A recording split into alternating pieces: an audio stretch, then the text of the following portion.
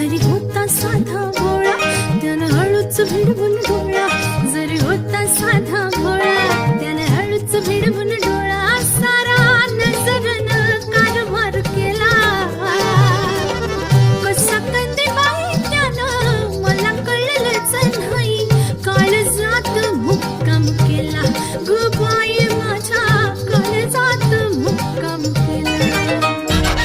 कोणी सरदार मोठा की जानेवार होता, या खेळामध्ये तो उरलेला.